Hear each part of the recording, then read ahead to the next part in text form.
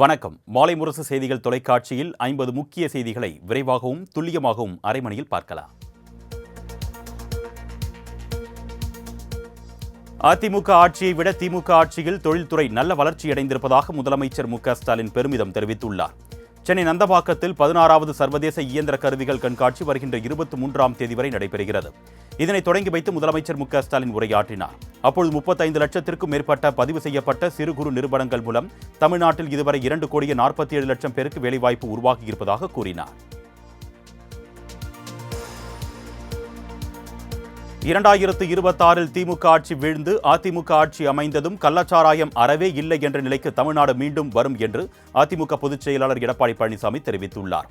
இது தொடர்பாக தனது எக்ஸ் பக்கத்தில் பதிவிட்டுள்ள அவர், கள்ளச்சாராய ஆட்சிக்கு கள்ளக்குறிச்சியே சாட்சி என்று கள்ளக்குறிச்சி கள்ளச்சாராய மரணம் ஏற்பட்டு ஓராண்டு நிறைவடைந்ததை குறிப்பிட்டுள்ளார். மேலும் கள்ளக்குறிச்சி விஷச்சாராய வழக்கில் தீர்ப்பு வரும்போது திமுகவின் கண்ணுக்குட்டி மட்டுமல்ல, கண்ணுக்குட்டியின் எஜமானர்களும் சிக்குவார்கள் என்றும் இபிஎஸ் குறிப்பிட்டுள்ளார்.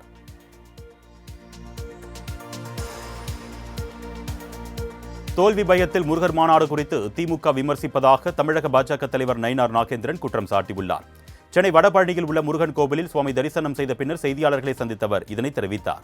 மேலும் பவன் கல்யாணுக்கும் முருகனுக்கும் என்ன சம்பந்தம் என அமைச்சர் சேகர்பாபு எழுப்பிய கேள்விக்கு, பவன் கல்யாண் ஒரு முருக பக்தர், இது அரசியல் மாநாடு இல்லை, முருக பக்தர்களுக்கான மாநாடு என்று நயினார் நாகேந்திரன் தெரிவித்தார். ஆந்திரா பவன் கல்யாணுக்கும் உத்தரப்பிரதேச யோகிக்கும் தமிழ்நாட்டிற்கும் என்ன சம்பந்தம் என்று அமைச்சர் சேகர்பாபு கேள்வி எழுப்பியுள்ளார். சென்னை கொளத்தூர் தொகுதிக்கு உட்பட்ட பகுதியில் கட்டப்பட்டு வரும் புதிய குடியிருப்புகளின் இறுதிக்கட்ட பணிகளை இந்து சமய அறநிலையத்துறை அமைச்சர் சேகர்பாபு ஆய்வு செய்தார். அப்பொழுது செய்தியாளர்களை சந்தித்து பேசிய அவர், முருக பக்தர்கள் மாநாடு மதம், இனம், மொழியால் தமிழ்நாட்டை பிளவுபடுத்தும் மாநாடு என்று விமர்சித்துள்ளார்.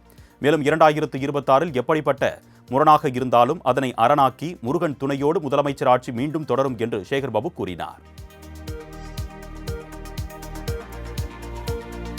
மக்களை பிளவுபடுத்தவே முருக பக்தர்கள் மாநாடு நடத்தப்பட இருப்பதாக விசிக தலைவர் திருமாவளவன் தெரிவித்துள்ளார். மதுரை மத நல்லிணக்க மக்கள் கூட்டமைப்பு சார்பில் மதுரை உலக தமிழ் சங்கம் சாலையில் மனித சங்கிலி போராட்டம் நடைபெற்றது. இதில் விடுதலை சிறுத்தைகள் கட்சியின் தலைவர் திருமாவளவன், திரைப்பட இயக்குனர் அமீர், சமூக நல்லிணக்க கூட்டமைப்பினர், இஸ்லாமிய அமைப்புகள் கலந்து கொண்டனர்.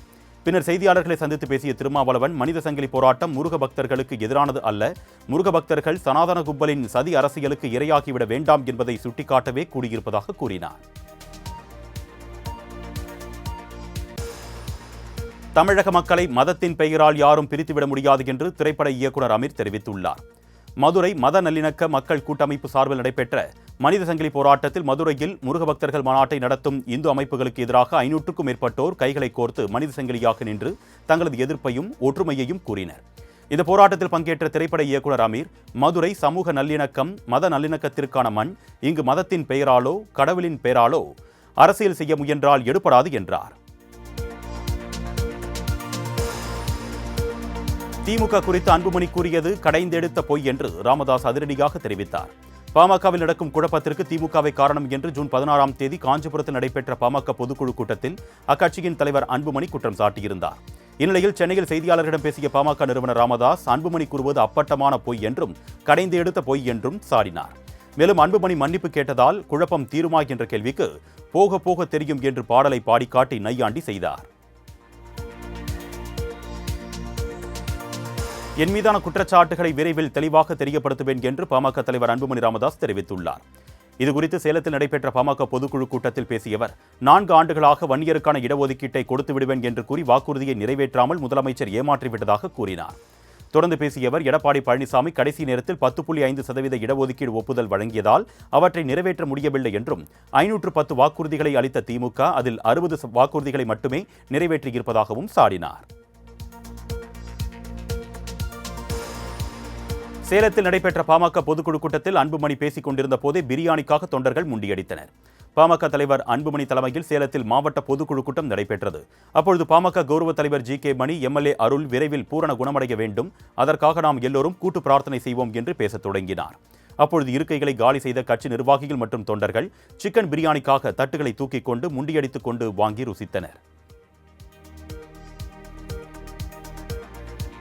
சேலத்தில் பொதுமக்களுக்கு இடையூறு ஏற்படுத்தும் விதமாக இருசக்கர வாகனத்தில் ஒலி எழுப்பிய பாமகவினர் தட்டி கேட்ட போலீசாருடன் வாக்குவாதத்தில் ஈடுபட்டதால் பரபரப்பு நிலவியது. சேலம் இரும்பாலை சாலையில் உள்ள திருமண மண்டபத்தில் பாமக பொதுக்குழு கூட்டம் நடைபெற்றது. இதில் பங்கேற்பதற்காக இருசக்கர வாகனத்தில் வந்த இளைஞர்கள் சிலர் பொதுமக்களுக்கும் போக்குவரத்துக்கும் இடையூறு ஏற்படுத்தும் விதமாக நடு ரோட்டில் வாகனத்தை நிறுத்தி அதிக ஒலியை எழுப்பி அட்டூழியத்தில் ஈடுபட்டனர். பாதுகாப்பு பணியில் இருந்த போலீசார் ஓரமாக செல்லுமாறு அறிவுறுத்தியதால் ஆத்திரமடைந்த இளைஞர்கள் போலீசாருடன் வாக்குவாதத்தில் ஈடுபட்டனர்.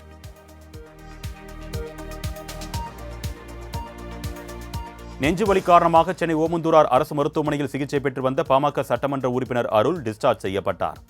சேலம் மற்றும் தருமபுரி மாவட்ட பொதுக்குழு கூட்டத்தில் அன்புமணி கலந்து கொண்டு உரையாற்றிய நிலையில் சரியாக அந்த நிகழ்வு பகல் 1:50 மணியளவில் நிறைவடைந்தது. இந்நிலையில் சரியாக மதியம் 2 மணியளவில் பாமக சட்டமன்ற உறுப்பினர் அருள் ஓமந்தூரார் அரசு மருத்துவமனையில் சிகிச்சை முடிந்து டிஸ்சார்ஜ் செய்யப்பட்டார்.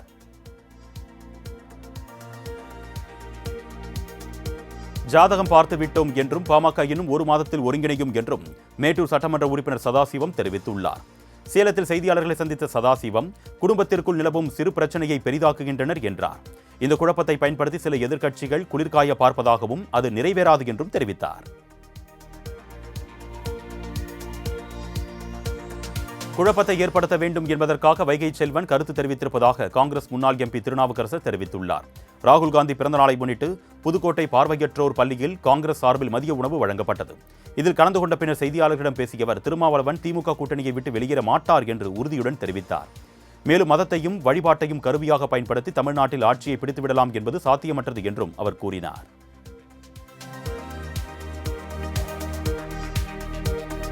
திமுகவின் ஏமாற்று வித்தை காவல்துறையினர் பதவி உயர்விலும் தொடர்வதாக பாஜக முன்னாள் மாநில தலைவர் அண்ணாமலை கண்டனம் தெரிவித்துள்ளார். இதுகுறித்து அவர் வெளியிட்டுள்ள அறிக்கையில், தேர்தல் அறிக்கையில் பொய்யான வாக்குறுதிகள் கொடுத்து ஆட்சிக்கு வந்ததும் அவற்றை நிறைவேற்றாமல் கிடப்பில் போட்டு மீண்டும் தேர்தல் நெருங்கும் போது வாக்குறுதிகளை அரைகுறையாக நிறைவேற்றும் திமுகவின் ஏமாற்று வித்தை காவல்துறையினர் பதவி உயர்விலும் தொடர்வது கடுமையான கண்டனத்திற்குரியது என்று தெரிவித்துள்ளார். சட்டமன்ற தேர்தலில் கூடுதல் தொகுதிகள் மட்டுமின்றி ஆட்சி அதிகாரத்திலும் பங்கு கேட்க இருப்பதாக காங்கிரஸ் சட்டமன்ற குழு தலைவர் ராஜேஷ்குமார் தெரிவித்துள்ளார். கன்னியாகுமரி மாவட்டம் புதுக்கடையில் நடைபெற்ற ராகுல் காந்தியின் பிறந்தநாள் விழா கொண்டாட்டத்தில் பங்கேற்ற பின் செய்தியாளர்களுக்கு பேட்டியளித்தவர் இதனை தெரிவித்தார். தேர்தல் வாக்குறுதிகளை நிறைவேற்றாத பட்சத்தில் ஆளுங்கட்சியாக இருந்தாலும் காங்கிரஸ் அதனை தட்டி கேட்கும் என்றார். ஜூனியர் ஹாக்கி உலகக்கோப்பை போட்டி நடத்துவதன் மூலம் விளையாட்டுத் துறையில் தென் மாவட்டங்கள் மேம்படும் என்று துணை முதலமைச்சர் உதயநிதி தெரிவித்துள்ளார். நவம்பர், டிசம்பர் மாதங்களில் மதுரை மற்றும் சென்னையில் நடைபெறவுள்ள ஜூனியர் உலகக்கோப்பை ஹாக்கி போட்டி தொடர்பான புரிந்துணர்வு ஒப்பந்தம் செய்யப்பட்டது. தமிழ்நாடு விளையாட்டு மேம்பாட்டு ஆணையம் மற்றும் ஹாக்கி இந்தியா இடையே இந்த ஒப்பந்தம் மேற்கொள்ளப்பட்டது. ஜூனியர் உலகக்கோப்பை ஹாக்கி போட்டிக்கான லட்சணையை வெளியிட்ட துணை முதலமைச்சர் உதயநிதி ஸ்டாலின், விளையாட்டுத் துறையில் தென்பகுதிகள் மேம்பாடு அடையும் என்பதற்காகத்தான் மதுரையில் இந்த போட்டி நடத்தப்படுவதாக செய்தியாளர்களிடம் தெரிவித்தார். தனக்கு மட்டும் அதிகாரம் இருந்தால் தமிழகத்தில் 24 மணி நேரமும் மதுபான கடை திறந்து விடுவேன் என்று திமுக கொள்கை பரப்பு துணை செயலாளர் நெல்லிக்குப்பம் புகழேந்தி பேசியுள்ளது சர்ச்சையை ஏற்படுத்தியுள்ளது. சென்னை பல்லாவரம் அருகே திமுகவின் 4ஆம் ஆண்டு சாதனை விளக்க பொதுக்கூட்டம் நடைபெற்றது. இதில் கலந்து கொண்டு பேசிய அவர், தனக்கு அதிகாரம் கிடைத்தால் டாஸ்மாக் கடையை 24 மணி நேரமும் தொடர்ந்து திறந்து வைத்திருப்பேன் என்று கூறியவர், குடிகாரர்களை நாம் திருத்த முடியுமா? யாராலும் அவர்களை திருத்த முடியாது. 24 மணி நேரமும் தொடர்ந்து குடித்துவிட்டு சாகட்டும், மற்றவர்களை வைத்து ஆட்சி நடத்தலாம். இது யாருடைய கருத்தும் அல்ல, என்னுடைய தனிப்பட்ட கருத்து என்று பேசியது பெரும் சர்ச்சையை உண்டாக்கியுள்ளது. நித்யானந்தா எங்கு உள்ளார்? கைலாசா நாடு எங்கிருக்கிறது? அங்கு எப்படி செல்வது என்று உயர்நீதிமன்ற மதுரை கிளை கேள்வி எழுப்பியுள்ளது. மதுரை ஆதீனத்திற்குள் நுழைவது தொடர்பான உத்தரவுக்கு எதிராக நித்யானந்தா சார்பில் தொடர்ந்த மேல்முறையீட்டு மனுவை விசாரித்த உயர்நீதிமன்ற மதுரை அமர்வு நித்யானந்தா எங்கு உள்ளார், கைலாசா குறித்து பல்வேறு கேள்விகளை எழுப்பினர்.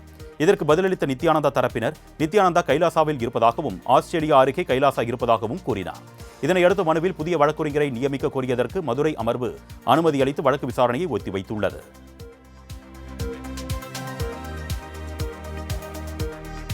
சென்னையில் விபத்தை ஏற்படுத்திய வாகனங்களை 100 நாட்களுக்குள் திரும்ப ஒப்படைக்கக்கூடாது என்று போக்குவரத்து காவல்துறையினருக்கு காவல் ஆணையர் அருண் உத்தரவிட்டுள்ளார்.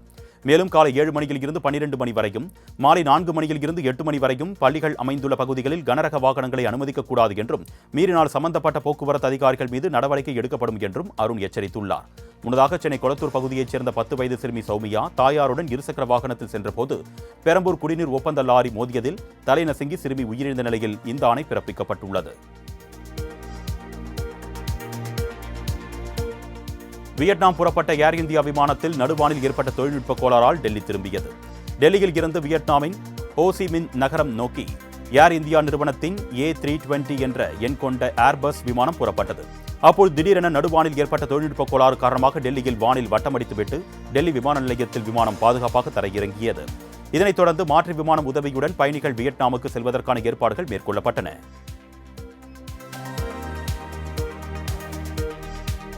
இஸ்ரேலில் உள்ள இந்தியர்களுக்கு உதவ 24 மணி நேர கட்டுப்பாட்டு அறை செயல்பாட்டில் உள்ளதாக தெரிவிக்கப்பட்டுள்ளது. ஈரானில் உள்ள அணு ஆராய்ச்சி மையங்களை குறிவைத்து இஸ்ரேல் ராணுவம் நடத்திய தாக்குதலால் போர் பதற்றம் உருவாகியுள்ளது.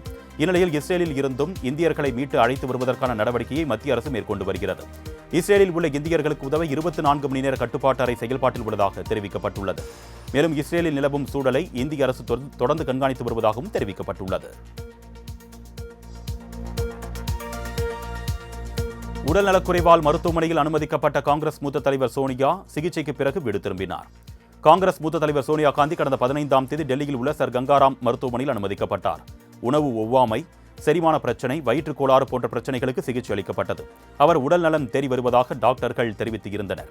இந்நிலையில் சிகிச்சைக்கு பிறகு உடல்நிலை சீரானதை அடுத்து மருத்துவமனையில் இருந்து வீடு திரும்பியுள்ளார். இதனை அறிந்த காங்கிரஸ் தொண்டர்கள் மகிழ்ச்சி தெரிவித்துள்ளனர். மேற்கு மிட்னாப்பூரில் கனமழை வெள்ளம் காரணமாக இயல்பு வாழ்க்கை பாதிக்கப்பட்டுள்ளது. மேற்கு வங்காளத்தில் கடந்த 2 நாட்களாக தொடர் கனமழை பெய்து வருகிறது. இதனால் மேற்கு மிட்னாப்பூர் மாவட்டத்தின் பல்வேறு பகுதிகளில் கடுமையான வெள்ளப்பெருக்கு ஏற்பட்டு பொதுமக்களின் இயல்பு வாழ்க்கை பாதிக்கப்பட்டுள்ளது. இதேபோன்று கார்பட்டா சட்டசபை தொகுதிக்குட்பட்ட பல்வேறு கிராமங்களில் வெள்ள நீர் சூழ்ந்துள்ளன. மேலும் மேற்கு மிட்னாப்பூரில் கனமழை வெள்ளம் தொடர்ச்சியாக மீட்புப் பணிகளுக்கான கட்டுப்பாட்டு அறை திறக்கப்பட்டு உள்ளது.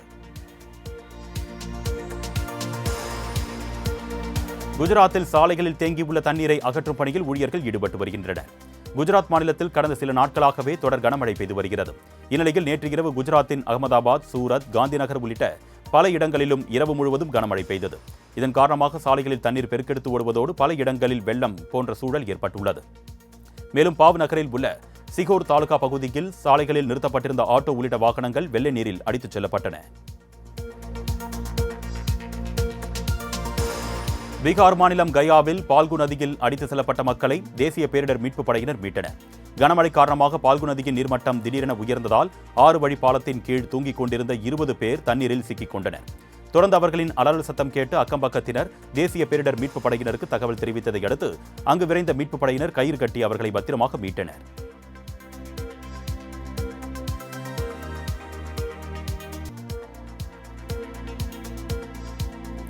சுதந்திர வர்த்தக ஒப்பந்தம் என்பது அறிவியல் மற்றும் தொழில்நுட்பம் சார்ந்த புதுமைகளுக்கு மதிப்பை சேர்க்கும் என்று மத்திய அமைச்சர் பியூஷ் கோயல் தெரிவித்துள்ளார்.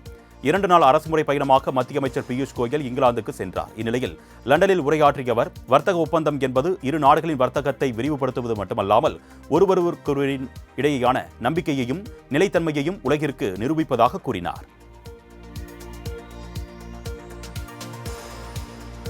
RCB வெற்றி கொண்டாட்டத்தின் போது 11 பேர் உயிரிழந்ததன் எதிரொலியாக கூட்ட நெரிசலை கட்டுப்படுத்த புதிய மசோதா தாக்கல் செய்ய இருப்பதாக அம்மாநில அரசு அறிவித்துள்ளது. அதன்படி ஒரு நிகழ்ச்சி நடைபெறும் போது கூட்டத்தை கட்டுப்படுத்த தவறினால் நிகழ்ச்சிக்கு திட்டமிட்டவர், நிகழ்ச்சியை செயல்படுத்தியவர்களுக்கு அதற்கு பொறுப்பானவர்கள் ஆவார்கள். அவர்களுக்கு 3 வருடம் சிறை தண்டனையும் 50,000 ரூபாய் அபராதமும் விதிக்கப்படும். மேலும் ஜாமீனில் வெளியே வர முடியாத குற்றமாக கருதப்படும் வகையில் மசோதா கொண்டு வரப்பட இருக்கிறது. இந்தூர் தொழிலதிபர் ராஜா ரகுவன்ஷி கொலை வழக்கில் குற்றம் சாட்டப்பட்ட 5 பேரில் 8 நாள் போலீஸ் காவல் நிறைவடைந்த நிலையில் ஷில்லாங்கில் உள்ள மாவட்ட அமர்வு நீதிமன்றத்தில் ஆஜர்படுத்தப்பட்டனர். மத்திய பிரதேச மாநிலம் இந்தூரைச் சேர்ந்த தம்பதியினர் ரகுவன்ஷி மற்றும் சோனம் தேனிலவு சென்றபோது மனைவி அமர்த்திய கூலிப்படைகளால் ராஜா படுகொலை செய்யப்பட்டார். இதனையடுத்து சடலத்தை மீட்டு விசாரணை மேற்கொண்ட போலீசார் வழக்கில் சம்பந்தப்பட்ட சோனம் உட்பட 5 பேரை கைது செய்தனர். அவர்களுக்கான போலீஸ் காவல் நிறைவடைந்ததை அடுத்து மாவட்ட நீதிமன்றத்தில் ஆஜர்படுத்தப்பட்டு பின்னர் மீண்டும் சிறையில் அடைக்கப்பட்டனர்.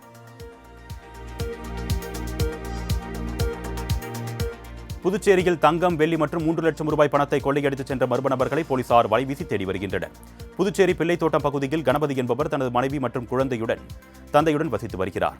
இந்நிலையில் நேற்று முன்தினம் காலை கணபதி மற்றும் அவரது மனைவி ஆகியோர் வேலைக்கு சென்றுள்ளனர். அப்பொழுது வீட்டின் முதல் மாடியில் உள்ள கதவை திறந்து வைத்துவிட்டு சென்றுள்ளனர். பின்னர் வேலை முடிந்து இரவு வீட்டிற்கு திரும்பி வந்து பார்த்தபோது வீட்டில் இருந்த தங்க நகை, 500 கிராம் வெள்ளி, 3,30,000 ரூபாய் ரொக்கம் கொள்ளை போயிருப்பதைக் கண்டு அதிர்ச்சியடைந்தனர்.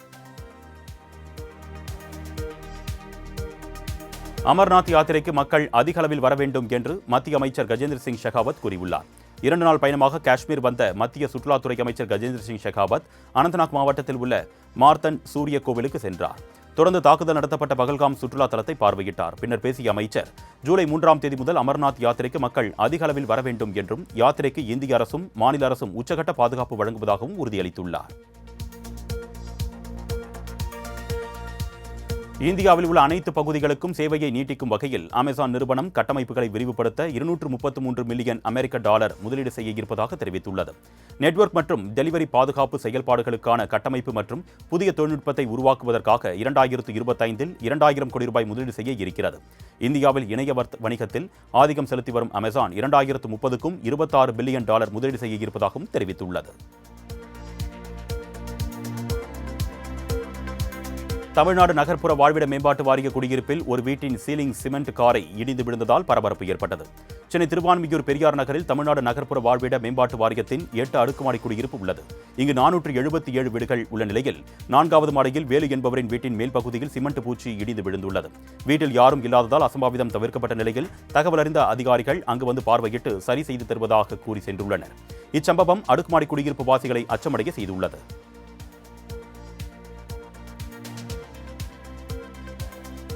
வேலூர் அருகே ஐஸ் ஃபேக்டரியில் அமோனியம் கேஸ் கசிவினால் கண் எரிச்சல் ஏற்பட்டு பொதுமக்கள் அவதிக்கு ஆளானார்கள். விருத்தம்பட்டு அடுத்த தண்டல கிருஷ்ணாபுரம் பகுதியில் இஷாக் என்பவருக்கு சொந்தமான ஐஸ் கட்டி தயாரிக்கும் தொழிற்சாலை உள்ளது.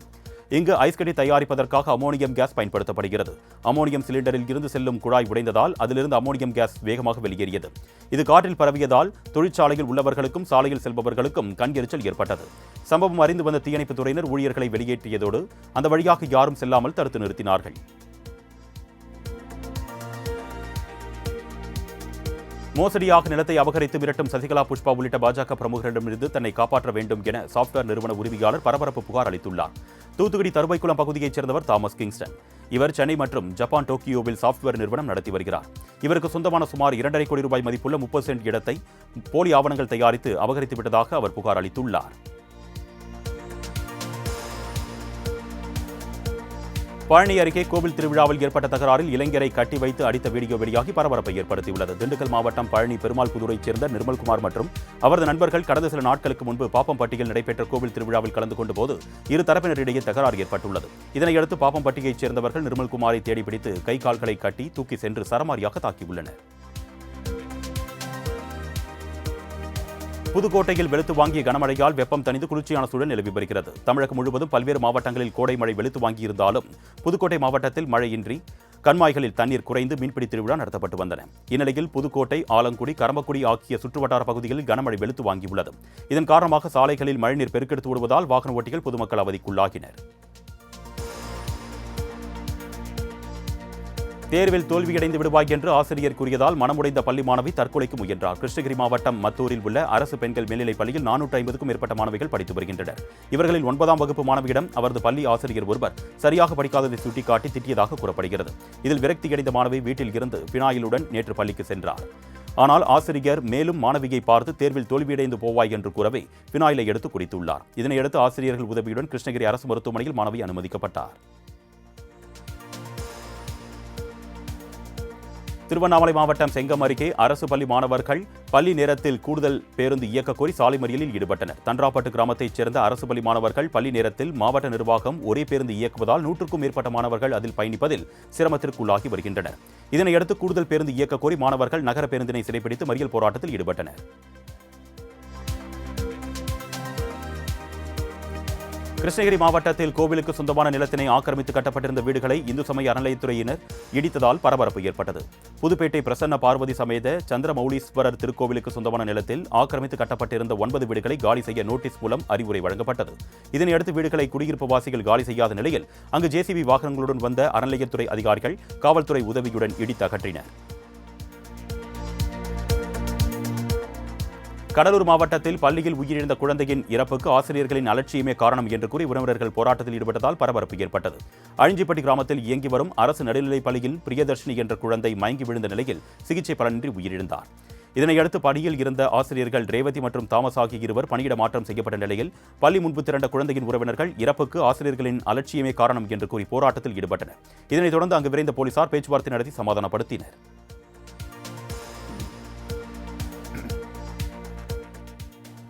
புகழ் வாய்ந்த ஊட்டி மலை ரயில் என்ஜின் பொன்மலையில் இருந்து புறப்பட்டது. மலைகளின் ராணி என்று போற்றப்படும் ஊட்டியையும் மேற்கு தொடர்ச்சி மலையினையும் பயணித்துக் கொண்டே ரசிக்கும் வகையில் மலை பாதையில் மலை ரயில்கள் இயக்கப்பட்டு வருகின்றன. தற்பொழுது குன்னூர் ரயில் நிலையத்தில் இருந்து ஊட்டிக்கு பயணிக்க ஏதுவாக 9 என்ஜின்கள் பயன்பாட்டில் உள்ளன. அதில் ஒன்று பராமரிக்கப்பட்டு திருச்சி பொன்மலையில் இருந்து உதகைக்கு அனுப்பி வைக்கப்பட்டது.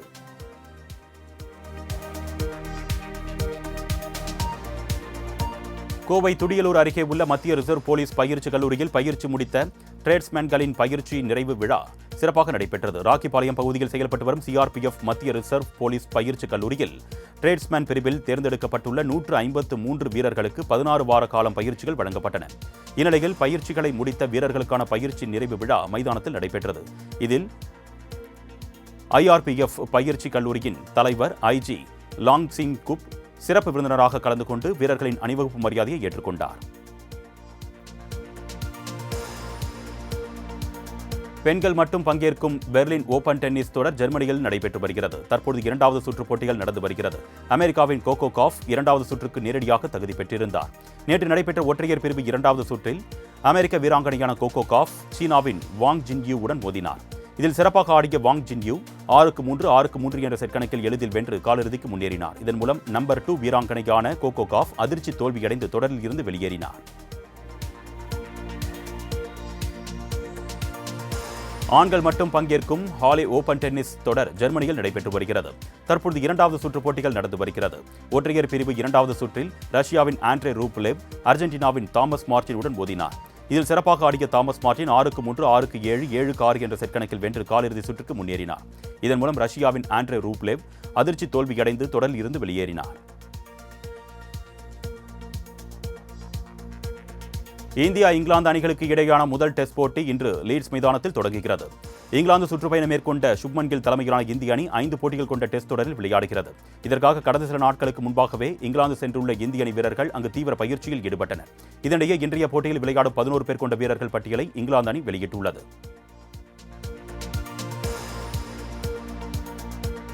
டிஎன்பிஎல் கிரிக்கெட் தொடரில் முதல் அணியாக பிளே ஆஃப் சுற்றுக்கு சேப்பாக் சூப்பர் கில்லிஸ் அணி முன்னேறியுள்ளது.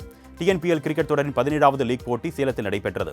இதில் Salem Spartans, Chepauk super gillies அணிகள் பல பரீட்சை நடத்தின. முதலில் விளையாடிய சேலம் ஸ்பார்டன்ஸ் அணி 20 ஓவர்களில் 7 விக்கெட் இழப்பிற்கு 160 ரன்கள் எடுத்தது. இதனையடுத்து களமிறங்கிய சேப்பாக் சூப்பர் கில்லிஸ் அணி 16.3 ஓவர்களில் 4 விக்கெட் இழப்பிற்கு 162 ரன்கள் எடுத்து அபார வெற்றி பெற்றது. இதன் மூலம் சேப்பாக் அணி முதல் அணியாக பிளே ஆஃப் சுற்றுக்கு முன்னேறியது. திருச்செங்கோட்டில் தறி தொழிலாளி மர்மசாமி விவகாரத்தில் டாஸ்மாக் கடையை அகற்றக்கோரி பொதுமக்கள் சாலை மறியலில் ஈடுபட்டதால் பரபரப்பு ஏற்பட்டது. நாகர்பள்ளம் பகுதியைச் சேர்ந்த தறி தொழிலாளி மணி இவர் திருச்செங்கோட்டு மார்க்கெட் செல்லும் வழியில் அமைந்துள்ள டாஸ்மாக் கடை அருகே மர்மமான முறையில் இறந்து கிடந்துள்ளார். இதுகுறித்து அறிந்த உறவினர்கள் காலையிலேயே அவர் மது அருந்தியதால் உயிரிழந்ததாகவும் இங்கு கலப்பட மதுபானங்கள் விற்கப்படுவதாகவும் குற்றம் சாட்டினார்கள். யுக்ரைன் அதிபர் செலன்ஸ்கியை சந்திக்க தயாராக இருக்கிறேன், ஆனால் அது இறுதி கட்டத்தில் மட்டுமே நடக்கும் என்று ரஷ்ய அதிபர் விளாடிமிர் புட்டின் தெரிவித்துள்ளார். செயின்ட் பீட்டர்ஸ்பர்க்கில் ரஷ்ய அதிபர் புட்டின் செய்தியாளர்களை சந்தித்தார். அப்போது யுக்ரைன் நகரங்கள் மீதான தீவிரமான தாக்குதல்களை நிறுத்த எடுத்து வரும் அனைத்து ராஜதந்திர முயற்சிகளும் வேகத்தை இழந்து வருவதாக உலக நாடுகள் கவலை தெரிவித்துள்ளன. இந்நிலையில் உங்களது கருத்துக்கள் என்ன என்று செய்தியாளர்கள் கேள்வி எழுப்பினர். அதற்கு அவர், நான் யுக்ரைன் அதிபர் செலன்ஸ்கியை சந்திப்பது பேச்சுவார்த்தையின் இறுதிக்கட்டமாக இருக்கும் என்றார். கம்போடியாவின் முன்னாள் தலைவர் ஹென் சென் உடனான டெலிபோனில் பேசிய உரையாடல் கசிந்த விவகாரம் தொடர்பாக பிரதமர் பேட்டோங் தரன் சினபத்ரா மன்னிப்பு கேட்டார். சமீபத்தில் கம்போடியாவின் முன்னாள் தலைவர் ஹென் சென் உடன் சினபத்ரா இரு நாட்டு எல்லை தொடர்பாக ஏற்பட்டுள்ள பிரச்சினை குறித்து பேசினார். இந்த உரையாடல் ஒட்டு கேட்கப்பட்டதாக தகவல் வெளியான நிலையில் நாட்டு மக்கள் கொந்தளிப்புக்கு உள்ளானார்கள். சினபத்ராவின் பியூ தாய் கட்சியுடன் கூட்டணியில் இருந்த பூம்ஜே தாய் கட்சி கூட்டணியில் இருந்து விலகுவதாக அறிவித்தது. இந்நிலையில் சினபத்ரா நாட்டு மக்களிடம் மன்னிப்பு கோரினார். சோதனையின் போது வெடித்து சிதறிய ஸ்பேஸ் எக்ஸ் ராக்கெட்டின் வீடியோ இணையத்தில் வைரலாகி வருகிறது. அமெரிக்காவின் டெக்சாஸில் ஸ்பேஸ் எக்ஸ் நிறுவனத்தின் ஸ்டார்ஷிப் 36 ராக்கெட் சோதனையின் போது வெடித்து சிதறியது. இதனால் அந்த பகுதியில் பெரும் தீப்பிழம்பு உருவான நிலையில் வழக்கமான சோதனையின் போது கோளாறு ஏற்பட்டு வெடித்ததாக தகவல் வெளியாகியுள்ளது. மேலும் விண்வெளி பயணம் முதல் செயற்கைக்கோள் ஏவுதல் வரை பல்வேறு பணிகளை மேற்கொள்ளும் நோக்கத்துடன் ஸ்பேஸ் எக்ஸ் நிறுவனத்தால் உருவாக்கப்பட்டு வரும் ஒரு ராக்கெட் ஏவுதல் சோதனைகள் பலமுறை தோல்வியடைந்துள்ளது குறிப்பிடத்தக்கது.